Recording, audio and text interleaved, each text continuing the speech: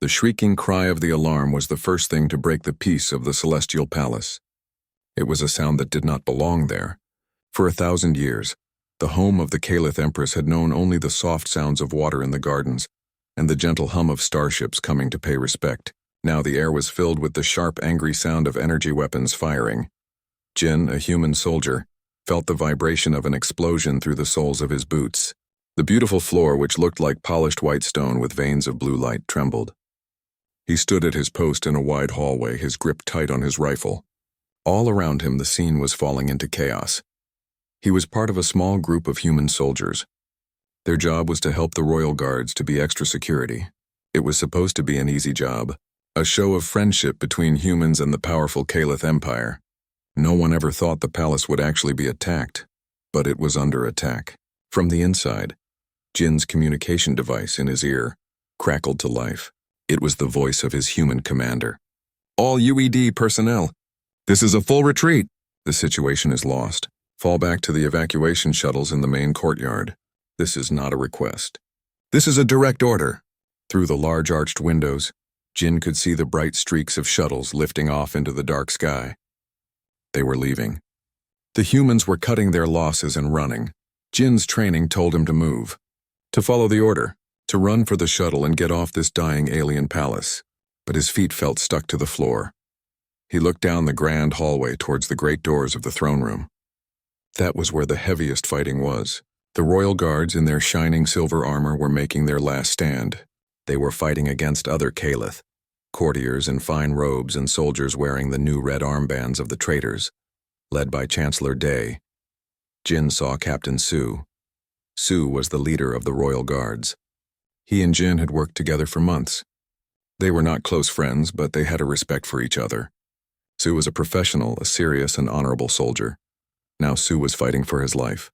He and a handful of his guards were backed against the huge doors of the throne room. They were trying to hold the traitors back. To buy time, Jin saw one of Su's guards fall, then another. The circle around the captain was getting smaller. Jin's squad leader, a woman named Lena, grabbed his arm. "Jin, let's go! That's not our fight anymore." He looked at her, then back at Su. The captain swung his energy blade, deflecting a shot, but he was hit in the shoulder. He staggered. His eyes, full of pain and determination, scanned the hallway. For a single second, his gaze locked with Jin's across the distance. In that moment, there were no words. There was no time for a plea. But Su's eyes said everything. They held a desperate final request. Then the captain gave a sharp, meaningful nod. It was not a nod at Jin, but a nod towards the giant throne room doors behind him. A silent message. "Go. In there." Then, Su turned back to the fight, raising his blade for the last time. Lena pulled at Jin's arm again. "Jin?" Jin made his choice. He shook off her hand. "Go," he said to her. "Get to the shuttle." Without waiting for a reply, he started to run. He did not run towards the exit. He ran towards the fight. He ran towards Captain Su. Weapon fire flashed around him. He moved quickly, using the beautiful pillars and statues for cover. He fired his rifle not to kill, but to distract, to make the traitors duck and give Su a moment of breath. He reached the small group of royal guards just as another one fell. He slid into place next to Su, his rifle aimed at the advancing enemy. Su looked at him, surprised. Blood stained the silver of his armor. "Human, you should have left." "No time for that now, Captain," Jin said, his voice calm. He fired 2 precise shots, forcing a traitor to take cover. Su fought on, but he was badly wounded. His movements were slow. With a final mighty effort, he blocked an attack meant for Jin. But the move left him open. A blast from an energy weapon hit him in the chest. Su fell to his knees. He grabbed the front of Jin's uniform. His breathing was ragged. He pressed a small glowing command key into Jin's hand. His voice was a rough whisper, almost lost in the noise of the battle. "The Empress." He gasped. "Her private chambers." "Behind the throne. Get her out." Then the strength left Captain Su's body. He fell to the floor and did not move again. Jin was now alone. The last of the royal guards were down. The traitors, led by a tall Caliph with a cruel smile, began to close in. They saw he was just one human. Jin looked at the key in his hand. He looked at the giant doors. He had one chance. He turned and slammed the command key against a hidden panel next to the throne room doors. With a deep hum, the massive doors began to open just a little. He squeezed through the opening as weapon fire hit the door behind him. Suddenly, the noise of the battle was gone. He was inside the throne room. The doors sealed shut behind him with a final heavy thud. The throne room was immense. The ceiling was so high it was lost in shadow. The walls were made of a living crystal that glowed with a soft inner light. In the center of the room was the throne itself, a beautiful chair carved from a single piece of white stone. But the room was not peaceful. It was filled with a different kind of storm. A young Caliph woman stood in front of the throne. She was Empress Mirai. She was dressed in simple, elegant robes, but her face was pale and her eyes were wide with fear and anger. Around her, the very air was shimmering like heat rising from a road. Small cracks were appearing in the beautiful crystal walls. Several handmaidens were with her, trying to calm her. One of them, a woman named Hana, had her arms around the Empress, speaking to her in a low, urgent voice. On the other side of the room stood Chancellor Day and a group of his most loyal followers. Day was an older Caliph with a sharp face and cold eyes. He looked completely calm. "Your Majesty," Day said, his voice smooth and dangerous, "this rebellion is over. Your guards are gone. Your human friends have fled. See reason. Surrender your crown and you will be treated with kindness. Your unstable power is a danger to us all." The Empress flinched when he said unstable. The shimmer in the air grew stronger. A piece of crystal fell from the ceiling and shattered on the floor. It was then that they all noticed Jin. Everyone in the room turned to look at him. He stood by the door, his uniform dirty, his rifle in his hands. Chancellor Day laughed. It was not a friendly sound. "Well, look here. One of the hired apes decided to stay. Did you get lost on your way to the ship, human? Come to die with your betters." Jin ignored him. He looked past the Chancellor. He looked at Hana, the handmaiden. He saw the intelligence and fear in her eyes. He looked at the Empress Mirai. He saw not a powerful ruler, but a terrified young woman whose fear was making the world shake. He held up the command key Captain Su had given him. He didn't know if it would work for what he needed. He moved his fingers over it, searching for a specific symbol he remembered from palace schematics, a symbol for maintenance and engineering. Hana understood first. She saw the key. She saw the determination on the human's face. She gave a tiny, almost invisible nod. Jin found the symbol. He pressed it. With a quiet hiss, a part of the wall behind the throne, which had looked perfectly solid, slid open. It revealed a dark, narrow opening, a service conduit for the palace workers. "This way," Jin said. His voice was loud and clear in the huge room. For a moment, no one moved. Then Chancellor Day's face twisted in rage. "Stop them!" Jin raised his rifle and fired. He didn't shoot at Day or his followers. He shot at the beautiful crystal chandelier hanging above them. It crashed down in a shower of light and glass, creating a barrier between the Empress and the traitors. Hana did not hesitate. She pulled the Empress. "Come, Your Majesty, now!" Empress Mirai seemed frozen, but Hana and the other handmaidens pushed her towards the open conduit. They hurried into the darkness. Jin stood his ground, firing his rifle to keep Day and his men pinned down. He saw the Chancellor's furious face through the smoke and debris. He knew they only had seconds. When he was sure the women were inside, he turned and ran for the opening. He jumped through just as a volley of weapon fire hit the wall where he had been standing. The panel slid shut behind him, sealing them in darkness and silence. The sound of the throne room and the fallen empire was locked away. For now, the darkness inside the service conduit was absolute. The only sound was the ragged breathing of the small group and the frantic beating of their own hearts. Jin stood with his back to the sealed entrance, his rifle held ready, listening for any sign that the panel was being forced open. He heard nothing but the distant, muffled thumps of the battle continuing in the palace above. "Are you hurt?" a voice whispered in the dark. It was Hana, the chief handmaiden. "No," Jin replied, his voice low. "Is the Empress safe?" "We are all unharmed," Hana said. Her voice was steady, but Jin could hear the tremor of fear underneath. A soft blue light suddenly glowed from a device in Hana's hand, illuminating their faces. They were in a tight metallic tunnel, just tall enough to stand in. Wires and pipes ran along the walls, covered in a fine layer of dust. Empress Mirai stood between her handmaidens, her arms wrapped tightly around herself. She was not crying. She was staring into the middle distance, her body trembling. The air around her seemed to hum with a strange energy, making the fine hairs on Jin's arm stand up. "Your Majesty," Hana said gently, touching her arm. Mirai flinched. "So, I felt him. I felt them all." Her voice was a broken whisper. "They are gone. They are all gone because of me." Jin knew they could not stay here. It was the first place Day's soldiers would look once they broke into the throne room. He had to get them moving. "This way," he said, his tone leaving no room for argument. He gestured down the tunnel with his rifle. "We need to put distance between us and that door." Hana nodded, understanding the urgency. She and the other handmaidens guided the distraught Empress down the narrow passage. Jin took one last look at the sealed panel, then followed, walking backwards to cover their retreat. The conduit was a maze. It was part of the palace's ancient infrastructure, a place for maintenance drones and service workers, never meant for an empress.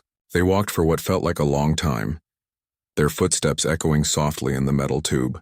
The only light came from Hana's device, casting long, dancing shadows around them.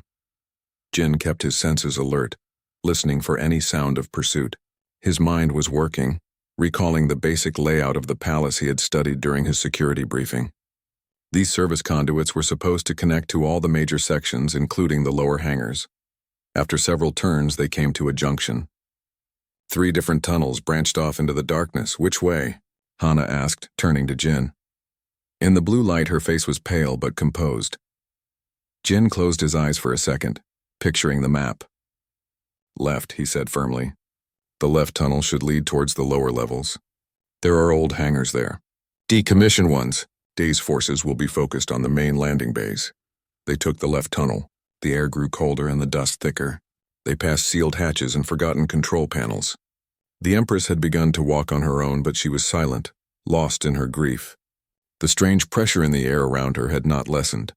Finally, the tunnel ended at a large circular hatch. It was marked with faded Calith symbols. Jin recognized them from engineering schematics. "Maintenance Bay Sigma," he read aloud. He ran his hands over the hatch's control panel. It was dead. No power. "This is a dead end," one of the other handmaidens said, her voice tight with panic. "It's not," Jin said.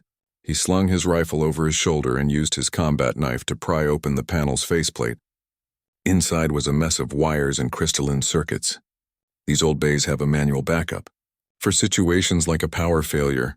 He worked quickly, his fingers moving with a practiced ease. He was not just a soldier. His original training on Earth had been in engineering. This was a language he understood. He identified the primary power conduit and rerouted it to a secondary capacitor. Then he located the manual release mechanism. "Stand back," he warned. He grabbed a large, rusty handle and put all his weight into it. For a moment, it didn't budge. Then, with a loud groan of protesting metal, it turned. The circular hatch hissed and a puff of stale air escaped as it slid sideways into the wall. They stepped through into a vast, dark space. Hana's light was too weak to illuminate all of it, but they could sense the immense emptiness. Jin felt along the wall until he found a main power terminal. After a moment of work, he managed to bypass the lockdown. With a deep hum, rows of dim overhead lights flickered to life one after another. They were in a hangar bay. It was ancient and mostly empty. Dust covered everything. In the center of the bay, however, sat a single ship. It was a small angular craft painted a dull gray. It was an old Calith scout ship, the kind used for short-range patrols. It was not glamorous, but it looked intact. "There," Jin said, a wave of relief washing over him. "Our way out." He led them down a metal staircase to the hangar floor and approached the ship. The entry ramp was down.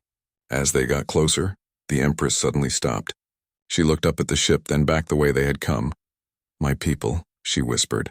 "I cannot just run. I am their Empress." Hana turned to her, her face full of sympathy and pain. "Your Majesty, there is no one left to command. The palace has fallen. If we stay, Chancellor Day will capture you, or worse. But to run like a thief in the night..." Mirai's voice broke. The lights in the hangar flickered violently. A low rumble started deep within the ship's hull. Her distress was affecting the machinery. Jin walked up to her. He did not bow. He did not use a title. He stood before her as one person to another. "Captain Su's last words were to get you out," Jin said, his voice quiet but firm. "He gave his life for that. Every one of your guards gave their life for that. Running now is not cowardice. It is honoring their sacrifice. It is living to fight another day. He held her gaze. Mirai looked into the human's eyes. She saw no pity, no fear. She saw only resolve. The simple, stark truth of his words cut through the storm of her emotions. The rumbling from the ship ceased. The light stabilized. She took a slow, shaky breath and gave a single, sharp nod. "Okay," she said. They boarded the scout ship. The interior was cramped and functional. Jen went straight to the cockpit and slid into the pilot's chair. The control panels lit up as he began the startup sequence. It was an alien design, but the principles were universal. Power, engines, navigation. Hana helped the Empress into a seat in the main cabin and strapped her in. The other handmaidens found their own seats, their faces a mixture of fear and hope. Jin's hands moved over the controls. He initiated the engine ignition. A deep thrum filled the ship as the engines came to life. Next, he activated the hangar's atmospheric shield. A shimmering blue energy field replaced the massive outer doors, holding back the vacuum of space. "Hold on," Jin said. "This might be a little rough." He fired the ship's thrusters. The small scout shot forward, passing straight through the energy field and out into the open space beyond the palace. The view from the cockpit was heartbreaking. The beautiful celestial palace with its glowing spires was scarred with black marks from explosions. They could see the tiny flashes of weapons fire still going on inside. Several warships bearing Chancellor Day's new insignia were positioned around it like vultures. Jin didn't hesitate. He pushed the throttle forward, and the small ship shot away from the palace, heading for the darkness of deep space. He set a random course, making several quick jumps to throw off any possible pursuit. When the ship was finally cruising on autopilot through the quiet, star-dotted blackness, Jin unstrapped himself.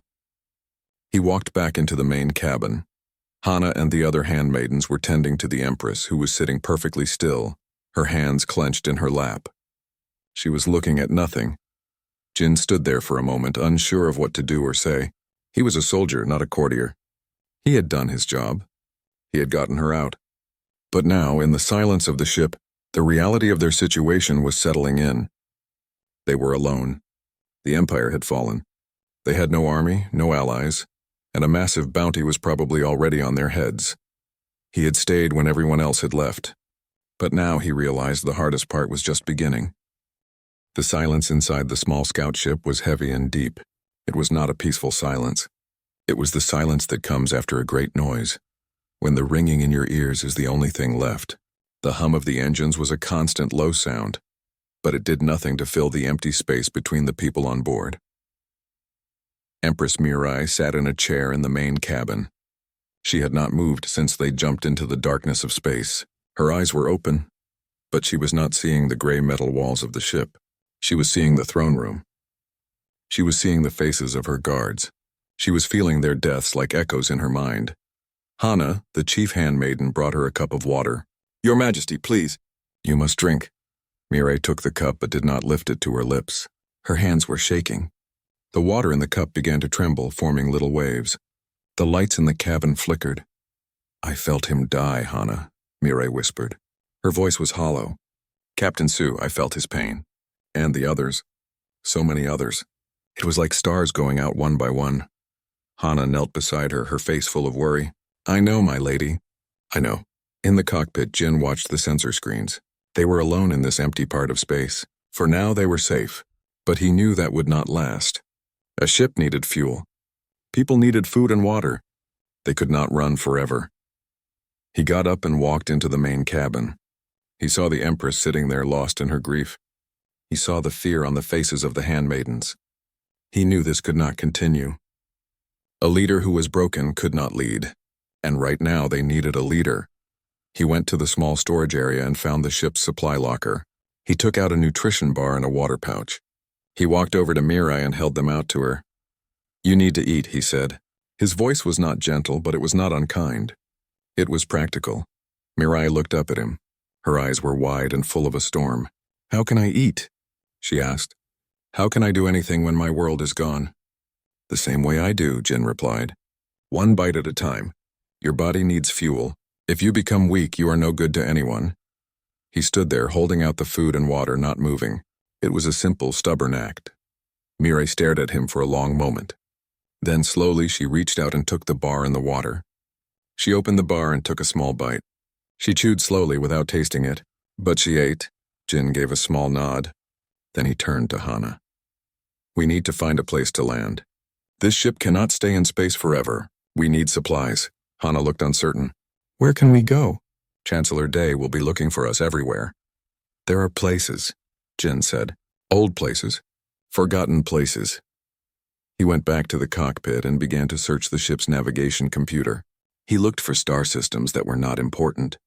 Planets that were no longer inhabited. Mining outposts that had been closed. He found one. A small rocky moon called X729. It had a very thin atmosphere and no valuable resources. It was the site of an old Calith listening post shut down many years ago. It was the kind of place no one would ever think to look. He programmed the coordinates into the navigation system. The ship turned smoothly and began its journey. A few hours later, a warning alarm beeped on the control panel. A red light began to flash. They were being scanned. Jin's body went tense. He checked the sensors. A ship had just jumped into the system nearby. It was not a military ship. It was a bounty hunter ship, rough and heavily armed. Someone had already put a price on their heads. The Empress. Hana cried out, rushing into the cockpit. What is happening?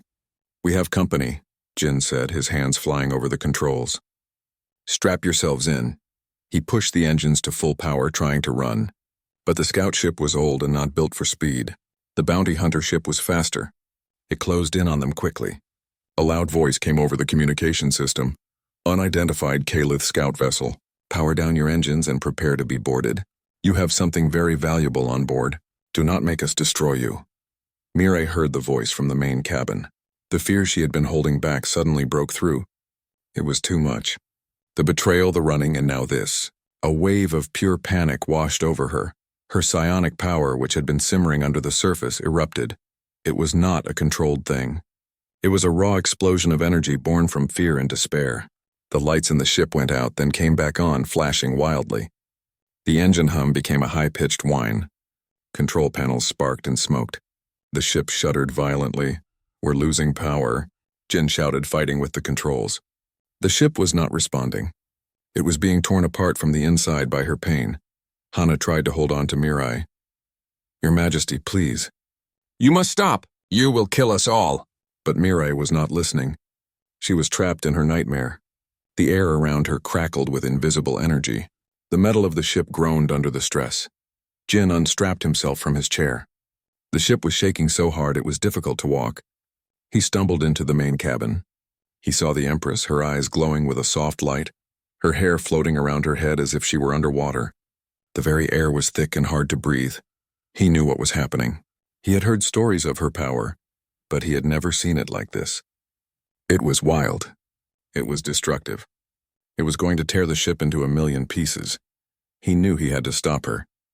But how do you stop an Empress? He did not try to use force. He did not shout. He walked right up to her, into the storm of her power. The energy crackled around him, making his skin tingle. It felt like 1,000 tiny needles. He knelt down in front of her so his eyes were level with hers. Mirai, he said. He used her name, not her title. His voice was calm and steady, an anchor in the middle of her hurricane. She did not seem to hear him. He reached out and put a hand on her shoulder. The moment he touched her, something changed. Her power was a scream in the universe, a noise so loud it was breaking everything. But Jin's mind was different. It was quiet. It had no psionic power. It was a place of silence. His touch, his quiet mind, was like a sudden blanket thrown over the noise. Mirai's glowing eyes focused on him. She saw him, really saw him, for the first time since they had escaped. She saw the dirt on his face, the determination in his eyes, the simple, solid reality of him. You are not a weapon, Jin said, his voice still low and firm. You are their Empress. Control it. Command it, like you commanded your throne. He was not afraid of her. He believed in her. He believed she could control this storm, and in that moment, because he believed it, she started to believe it too. She took a deep, shuddering breath. She pulled her power back from the edge. She did not let it go completely, but she focused it. She shaped it. The wild energy that was shaking the ship became a sharp, precise point. In the cockpit, the controls stopped sparking. The engine whine settled back to a hum. The ship was still. Jin looked at her. his hand still on her shoulder. "The bounty hunter," he said. "Can you stop them? Without destroying our ship?" Mirai looked at him, then nodded. She closed her eyes. Her brow furrowed in concentration. Outside the ship, the bounty hunter vessel was moving in for the capture. Suddenly, all its lights went out. Its engines died. It drifted powerless and dark in the empty space. She had not broken it. She had just put it to sleep. Jin let out a breath he didn't know he was holding. He gave her shoulder a gentle squeeze before standing up. "Good," he said. "Now let's go find a place to hide." The surface of the moon was a bleak and empty place. The sky was a perpetual twilight dotted with cold, sharp stars. The ground was gray dust and sharp rock. There was no sound except for the wind, which blew in a constant, lonely whisper. The old listening post was a cluster of low, dome-shaped buildings, half buried in the dust. It looked like it had been abandoned for 100 years. Jin landed their small scout ship inside a large, broken hangar, hiding it from view from above. For the first few days, no one spoke much. The shock of what had happened was still heavy on them. They had lost everything. Their home, their people, their future. All they had now was each other and this cold, silent moon. Jin was busy. He found a small power generator in one of the buildings and used his engineering skills to get it working. It provided weak, flickering light and a little heat. He checked the air seals on the doors and windows. He set up a simple alarm system around the perimeter of the buildings. He was a soldier and he did what soldiers do. He secured the area. Hana did her best to make their new home livable. She cleaned the dust from one of the smaller rooms and made beds from old packing materials and spare blankets from the ship. She tried to keep a routine, distributing their limited supplies of food and water. But her smiles were forced and her eyes were often sad. The other handmaidens moved like ghosts.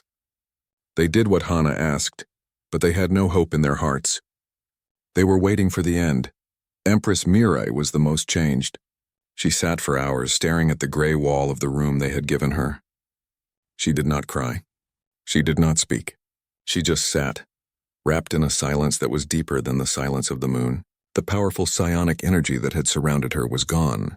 It felt like the flame inside her had been extinguished. Jin watched her. He knew that a broken spirit was more dangerous than any enemy. An enemy you could fight. Despair was a poison that killed slowly from the inside. One evening, as they sat together eating a bland meal of nutrition paste, a news broadcast crackled to life on an old console Jin had repaired. It was a weak signal from a nearby Calith world. The screen showed Chancellor Day. He was standing in the Celestial Palace, in the very throne room they had fled. He was wearing royal robes. He spoke with a smooth, confident voice. "The rogue Empress Mirai is a danger to the stability of the Empire," Day said, his face a mask of fake concern. "Her unstable psychic powers led to the tragedy at the palace. She has abandoned her throne and her people. A significant reward is offered for her capture alive, so she can receive the help she needs." The screen changed to show Mirai's official portrait, with the words "Wanted Rogue and Enemy of the State" underneath. Hana quickly turned the console off. The room was silent again, but now the silence was filled with a new kind of pain. Mirai stood up. Her face was pale. "He is lying," she whispered.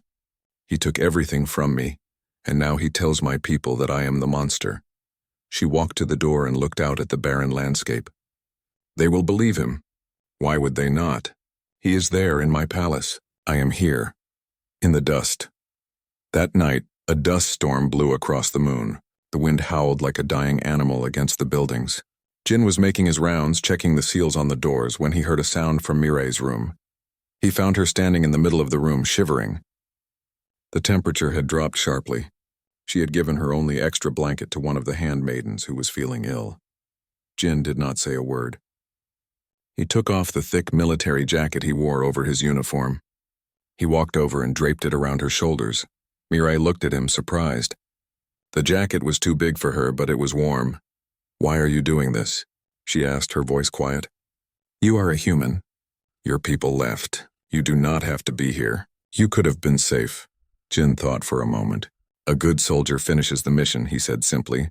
"But the mission is over," she said. "You got me out. You saved me. There is nothing more to do." Jin shook his head. "Captain Su did not give me a key to save a prisoner. He gave me a key to save an empress. The mission is not over until you are back on your throne." He turned and left her alone, standing in the dim room, wrapped in the warmth of his jacket. The next day, Jin was trying to fix a broken water reclaimer. It was a complicated machine, and he was having trouble. He was on his knees, his hands covered in grime, muttering to himself. Mirai came and stood nearby, watching him. She had been watching him for a few days. She saw how he worked, how he never gave up, how he used his hands and his mind to fix things, to build things, to protect them. "Your Majesty," Hana said, bringing Jin a cup of water, "you should not be here in this dust." "It's okay," Mirai said. Her voice was a little stronger than before. She pointed to a component in the machine. "That crystal conduit is installed backwards. The energy flow is inverted." Jin stopped and looked at where she was pointing. He looked at the schematics, then back at the machine. She was right. He looked up at her, surprised. "My tutors made me learn the principles of all Imperial technology," she explained with a small shrug. "From the starships to the water reclaimers. An Empress should know how her world works." Jin moved out of the way. "Can you show me?" Mirai knelt down in the dust, not caring about her robes. Her fingers, though delicate, were sure and precise. She showed him how to recalibrate the flow. Together, they worked on the machine. For the first time since the coup, Mirai was not thinking about what she had lost. She was thinking about how to make something work. An hour later, the water reclaimer hummed to life, clean water beginning to trickle into its tank. It was a small victory. On a barren moon in a forgotten outpost, they had fixed a water machine. But for the first time, Mirai felt a flicker of something that was not despair. It was purpose. She looked at Jin, and he gave her a small, rare smile. It was not much, but in the cold gray of that moon, it felt like a spark of hope. The days on the moon began to form a pattern, a quiet, hard routine of survival. Jin worked constantly to keep the old systems running. Mirai started to help him.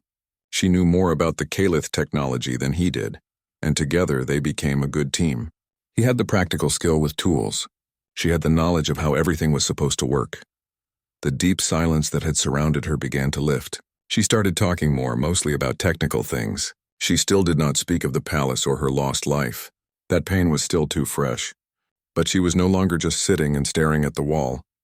Hana saw the change and felt a small amount of hope. The other handmaidens also began to seem a little less like ghosts. They started to clean the other rooms of the outpost, trying to make the bleak place feel more like a home. One afternoon, Jin was outside checking the perimeter sensors. The gray dust swirled around his boots. He had a bad feeling.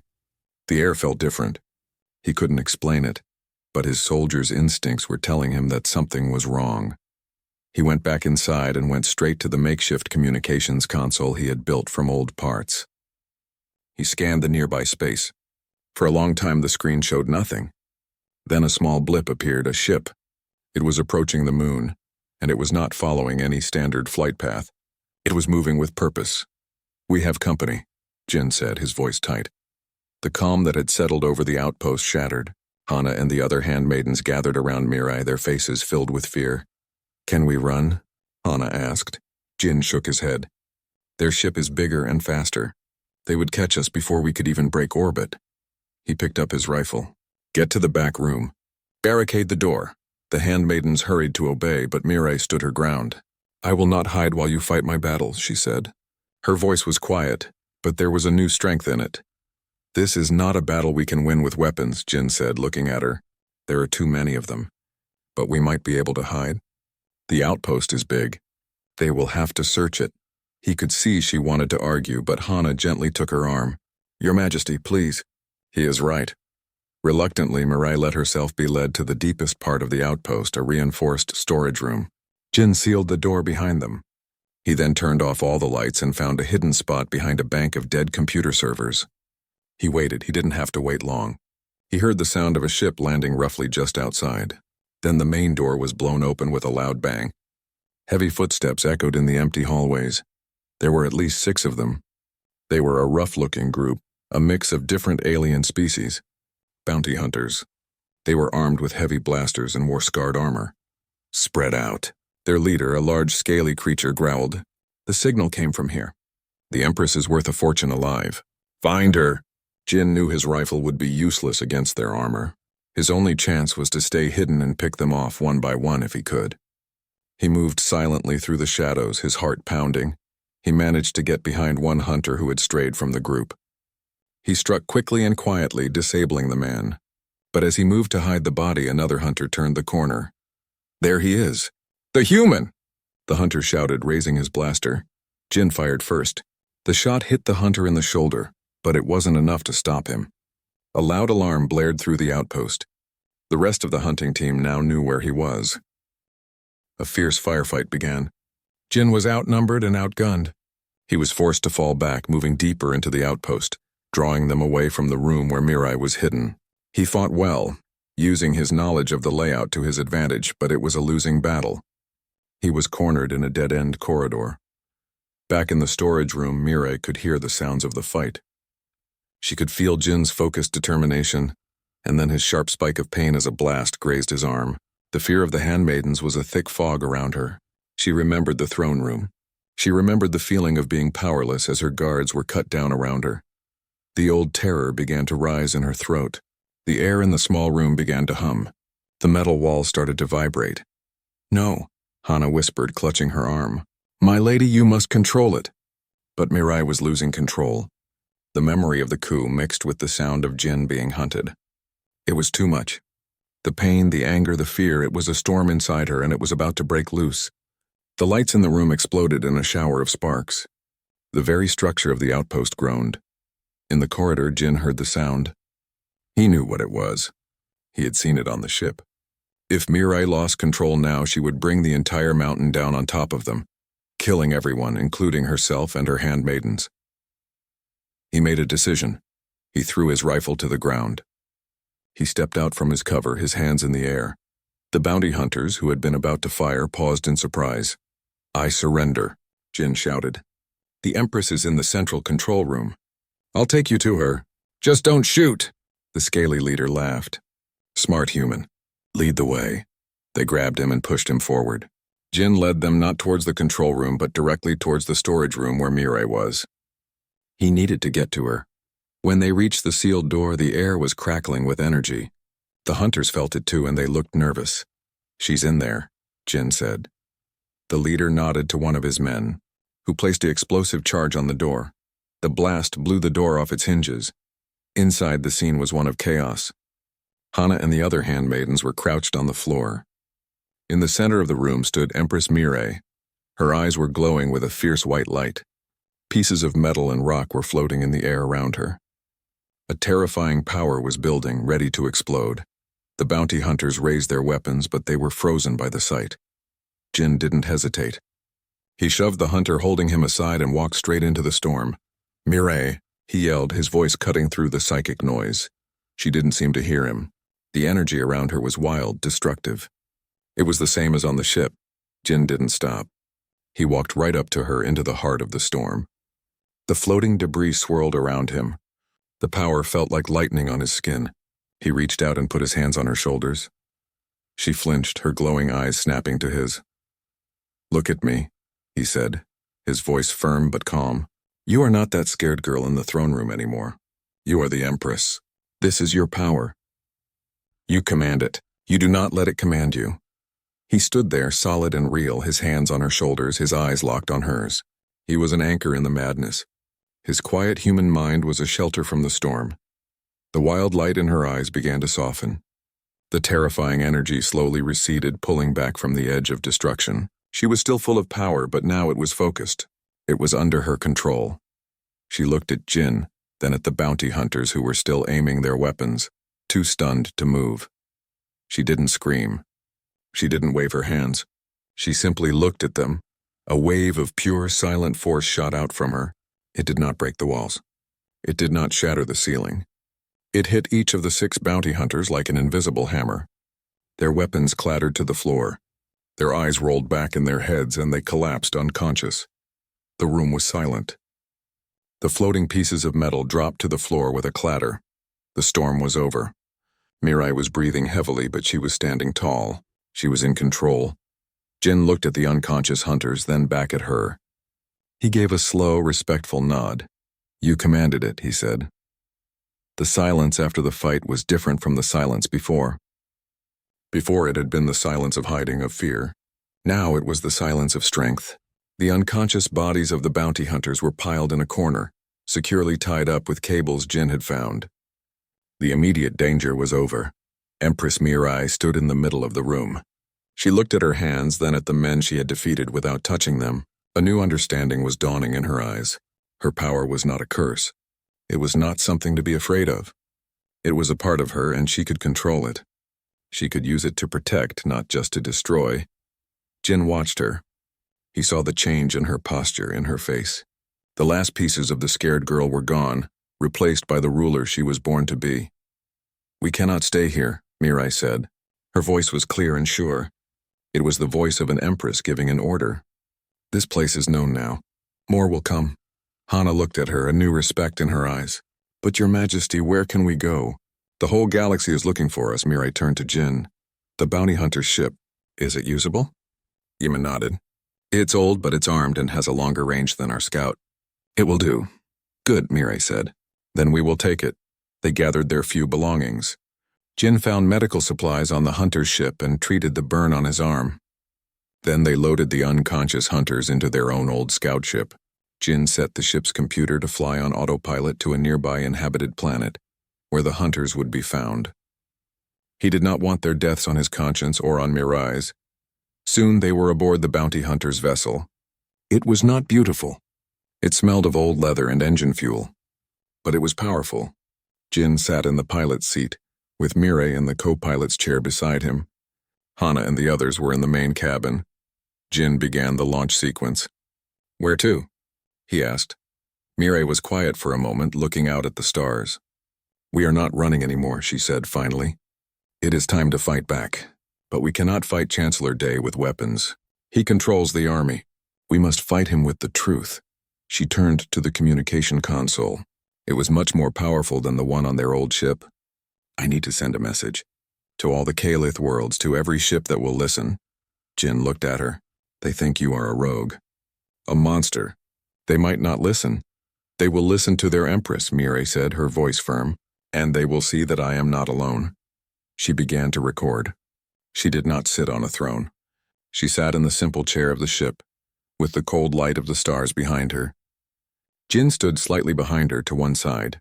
He was not in his formal uniform, just his simple soldier's clothes, still dirty from the fight. When she spoke, her voice was calm and powerful. "People of the Kalith Empire," she began, "my people, you have been told many lies. You have been told that I abandoned you. You have been told that my power is a danger to you." She looked directly into the camera. "The truth is that Chancellor Day is a traitor. He attacked the Celestial Palace.